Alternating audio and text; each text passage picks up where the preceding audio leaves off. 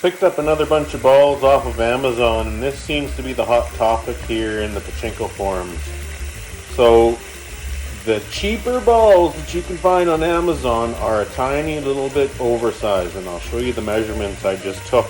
They will work if you don't mind modifying your play field, and I can only speak as far as Sankyo machines. I can vouch that in a Sankyo, if you don't mind modifying your pins in the play field a little bit, these will work, these oversized. When you buy these balls, they do come with some kind of grease that's on them. Some bearing grease, so you do need to wash it off first. And when I clean my balls, I just throw them in the kitchen sink here. I use a little bit of dish soap, and what's critical about this is drying the balls correctly. So especially when you cheap out on these Amazon balls that are ball bearings and they're not pachinko balls, they don't have the same coating or whatever on them, they're not made the same. So a pachinko ball is going to be a little bit more resilient for all the different factors. These things here, they don't like getting wet at all. So when you wash them, again, what I say is you need to dry them off really, really well, or you're going to end up with little tiny rust spots and pocking and all kinds of different stuff on there. So keep these nice and dry as soon as you wash them, and they will work nearly the same. And the only reason that I continue to buy these oversized Amazon balls is because of the ball lifter that I'm using. Now, when I had normal pachinko balls in here, there's no problem lifting. So when you got to the top part where the pachinko ball came out, it wouldn't feed into the out ramp correctly. But these oversized balls were just right. So that's the only reason, literally, that I use these balls. So when you're using these Amazon 11.11 balls, you're going to need to modify a lot of your gaps in your play field. So I've already done that. And it was, I wouldn't say excruciating, but it's not exactly a quick job. You need to bend all these pins. You need to bend all your play field pins just a little so that all these 11.11 balls fit through all the gaps. As you can see, except you couldn't see with my hand in the way there. Back on the grind. So, I've had months and months to look at this thing as it sat and collected dust.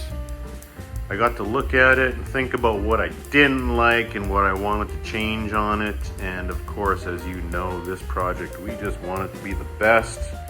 We want to maintain the integrity. We want to maintain the original pachinko as it is. I don't want to deface this thing too much, although we already have quite a bit.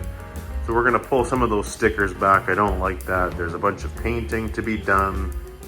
And on the back side, there's a whole bunch of fixing and changing things around. There's a little bit of over-engineered areas, and there's a little bit too much clutter. Again, I don't like how all the wiring turned out. I'm not going to cheap out on this thing this year now, okay?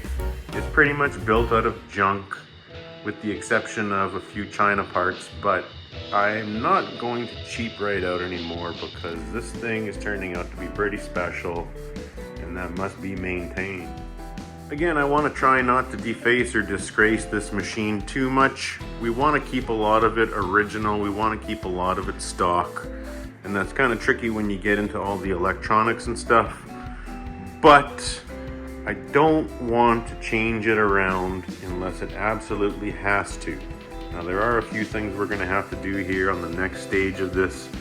The future development, again, is the crown, which entails way too much. Today's is going to be all about catch-up and fixing and changing things around in order to be better suitable for the crown and the rest of the development here. But I mean, like, look at that. That's awful looking. That's got to be fixed. This is too cluttered. That's junky. Let's go.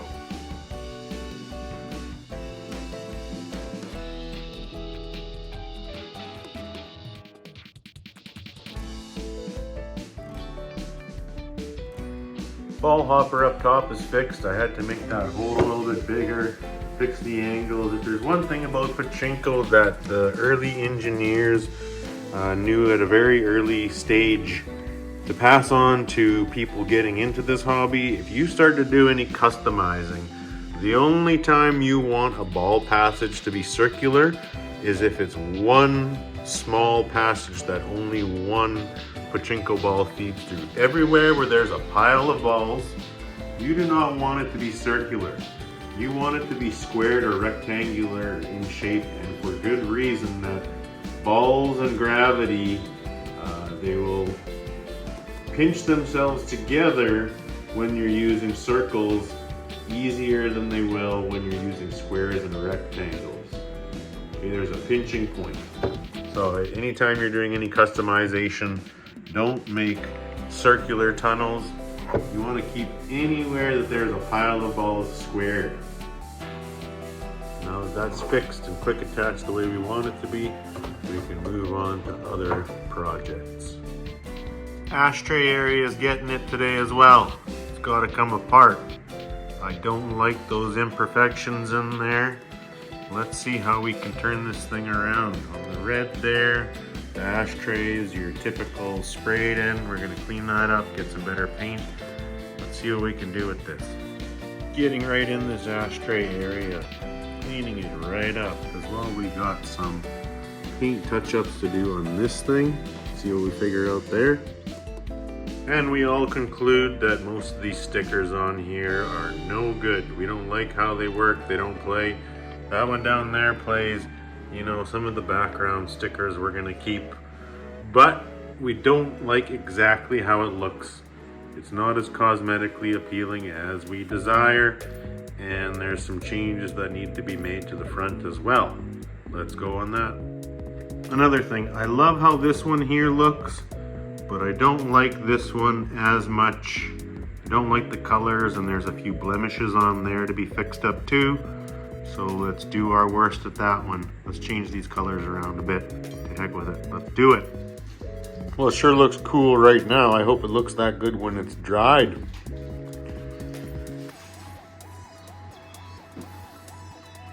I sure hope it dries nice. Working on a little bit of paint booth today. As you can see, changing some of those colors around. We're going to make it a little bit brighter, a little bit more modern looking in the colors, while at the same time giving them that fluorescent activation. Get some black lighting in there. The paint that I got wasn't the most ideal, but it should work for what we're doing. These fluorescent paints I have here are actually from Spirit of Halloween. Got them on special this October, but they're gonna work for what we're doing here. It's not perfect, but it's ideal. It's gonna work. It's gonna work. Another tip here on neon/fluorescent paints. Now, if your plan is to get something that's black light activated, you do not necessarily want to shop for neon. Glow in the dark will work, except glow in the dark works a little bit differently than fluorescent activation is. So when you buy paints that you want black lights to activate, you want to primarily look for fluorescent, and that's the key word, because it's fluorescence that make them glow the way that they do. And sometimes when you get neons, like especially the green, the orange, and the darker colored neons, you may buy some that do nothing at all in the black light there, like they're just flat. So make sure you get fluorescent activated paints. And these pieces are all dried up, ready to be reinstalled. Check out how slick that one turned out, hey? Even got the fancy bling paint on the outside. 110% better now. That feature jumps right out. Means we're gonna need to do a little more spicing and spiffing up of some of these older features here, these older plastic pieces. I don't know. We'll see what we come up with, but that is the new paint scheme, and those are the main colors. I love that. That looks so slick. Voila! Ashtray's done. Spiced up the area a little bit. Added a little fluorescent. Yeah, had to match that one up here with this one. That is what we're looking for. Check that out, eh?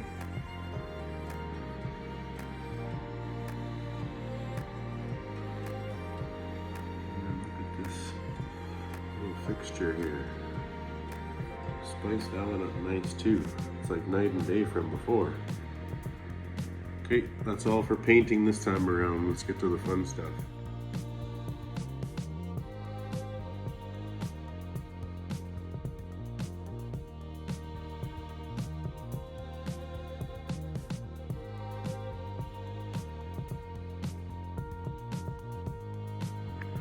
Always get the stuff you don't really care for done first, right? So I don't like painting very much. I don't like detailing. I prefer the electrical and the mechanical end. But I knew if I started with that first, this would probably never get done in this stage. So it's done, or it's drying. On we go. Gotta gut this some more. Clean this right up. Yuck. That's yucky. This is all just unacceptable. It cannot be like that. It cannot be cluttered in this area. I need to rig in here a ball catcher at the bottom as well. So I want to be able to either use the elevator or just use your standard ball catcher without the elevator. And it's got to be quick. It's got to be quick to switch them over or whatever. Let's rig in a ball hopper. Let's clean up all this yucky mess right here. Let's get rid of all this stuff on the top side because we need that space. I don't know why I did this. Getting in there and doing some cleaning and fixing. I had some stuff to remove in here. The baby shark chip had to come out. It doesn't need to be there because it's going to be up top in the shark the way it should have been in the first place. Yeah, doing some fixing. The cats got over here. One of the cats got in here over the last 6 months. So a bunch of stuff was pushed around too, just fixing, tidying up. Cleaning this up in here.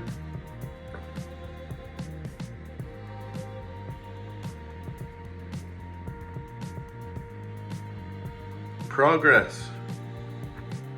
Yeah, got some conduit here for all of our electrical now. Keep the balls out of there, keep it nice and tidy. Again, we're making room for a ball catcher at the same time as an elevator system. Figuring everything out. Progress, it continues. All right, the Christmas mayhem is over. Here's all the work that I got done over the last few days. Made a bunch of decisions. We got rid of some junk on here, changed things around. Electrical's different, made a Dollarama run, found some sweet deals there. Check that out, that's like a 6 foot of neon LED.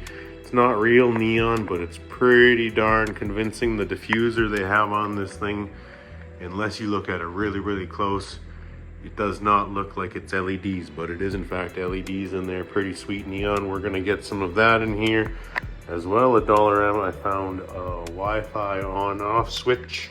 So now we're gonna be able to turn this on with the phone. That's pretty sweet. As well, we got a lower ball catcher pan here. And as I said earlier, what we're gonna do is we're gonna have it both ways, where it's quick to get the lifter in and out if you need it. But if you got a couple thousand balls just laying around there, it should be okay. And when the kids are all using this thing with the lifter is the reason I want to be able to put a few thousand balls in there and not have to worry about that lifter whatsoever, because somehow it's the kids that always find a way of getting it to jam up. On the topic of the lifter, I also have more of our lifter hooks that I gotta pick up, because we are in fact staying with this design. So I just need to add a few more hooks so that our balls per minute or whatever is a little bit better, and then we'll see what the kids can do for that. All right, back onto the ball lifter aspect of this build again. I'm gonna have to cut this thing open in the name of science, cut it in half to see if it's gonna work. And today we wanna see how many balls these things really can move, see if it's worthwhile. Having two of those working in tandem isn't exactly practical. If it was just one of them that made it all the way up, that would be ideal. But there's also the potential that one of these lifters is going to be used for the Fever as well. So no matter what, I got to test this out. I got to see what it can do, and I got to chop that down. So the reason I'm so enthused with this lifter system is because it can move a whole lot of balls. Like, it's really, really quick, and I'll do a quick demonstration here. Again, the issue with this lifter is that it's not quite tall enough to reach right up to the top of the ball hopper.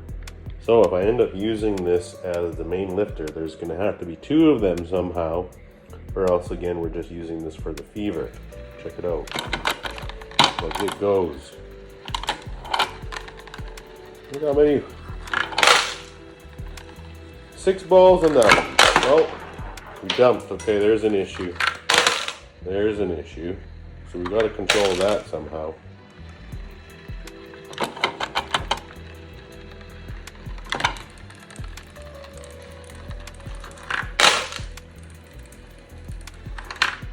Got her all pulled apart here, getting all that work done, as you can see. Man, oh man, was there a lot of fixing from last year, a lot of tweaking, a lot of painting. We're back in the paint booth again. Of course, it's got to get done. If it's coming apart, the painting's got to get done.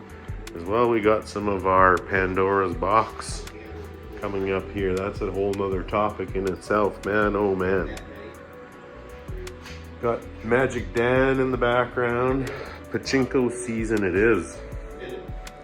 And here's taking a good look at the machine while it's pulled apart.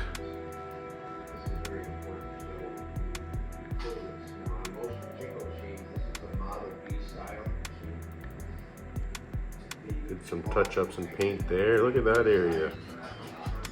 Looks pretty darn spiffy now.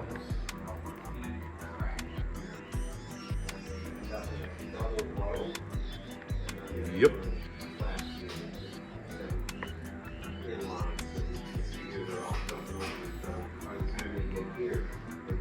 Gotta clean that up too. It's gotta be clean, it's gotta be quick. Everything on here has to be quick. And into the back side right now. Wow, refamiliarizing myself and fixing the mistakes and shortcuts. Fixing, tweaking, modifying, customizing.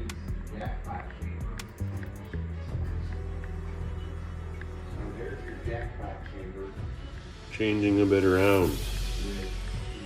Fixing, modifying, tweaking.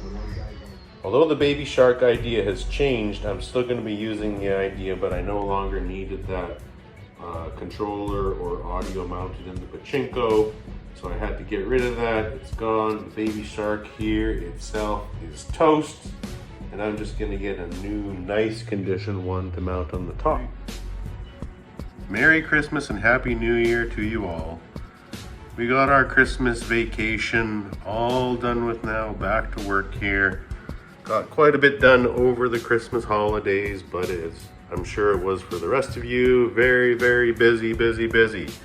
Back to work. So, we did some painting up here, and at the same time, I had to do a little bit of fixing.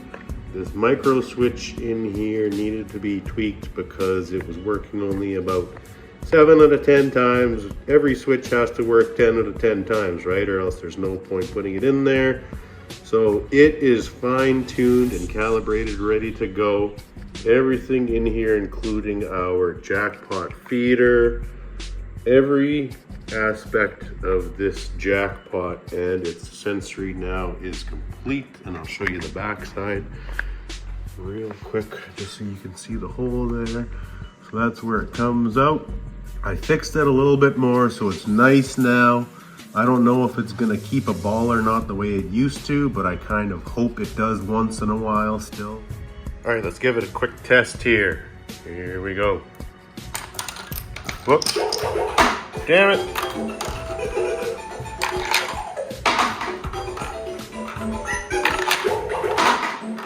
Very nice. Very nice. Yeah, it's not holding on to that ball anymore. We'll see what happens when we get to some gameplay. I don't like it. It's gotta be better. The goddamn thing's gotta be better. Let's make this thing better. Enough is enough. It's gotta be pro.